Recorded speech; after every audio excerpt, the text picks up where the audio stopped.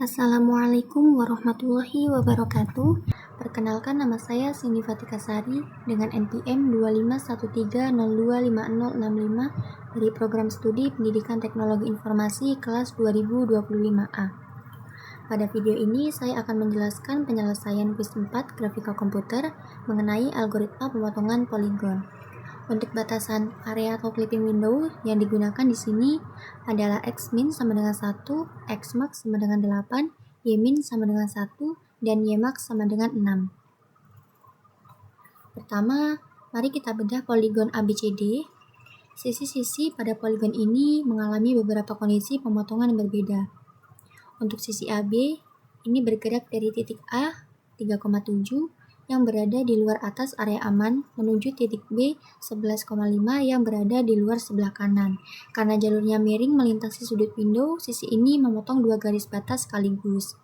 Yang pertama, dia menembus batas atas Y-max sama dengan 6. Untuk mencari nilai X-nya, kita hitung dulu gradiennya M sama dengan min 0,25, lalu dimasukkan ke rumus interpolasi TX hingga didapatkan koordinat 7,6.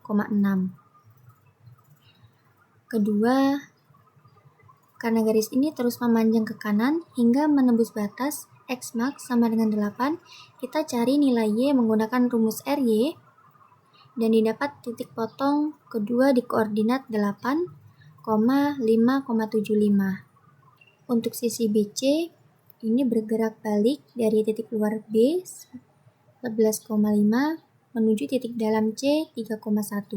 Jalur ini menembus masuk melewati batas dinding kanan X-max sama dengan 8 dengan gradien M sama dengan 0,5.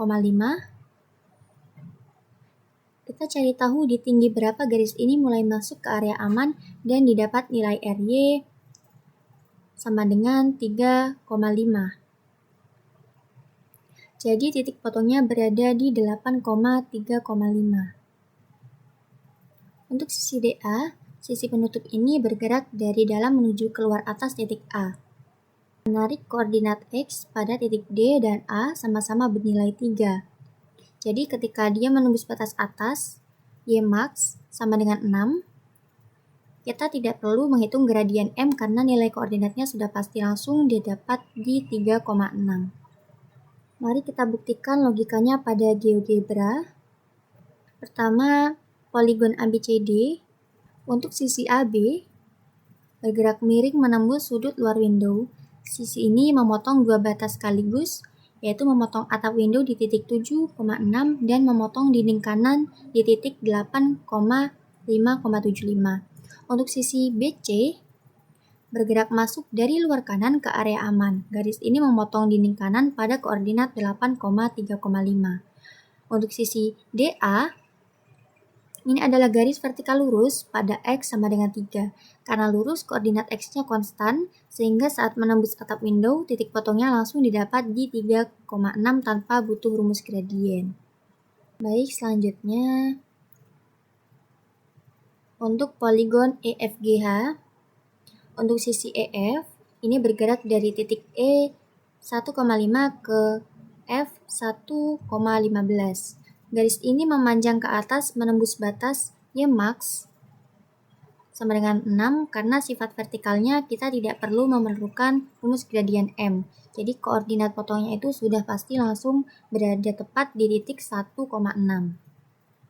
Untuk sisi HE, ini bergerak miring dari titik luar H 9,8 menembus masuk ke area dalam E 1,5.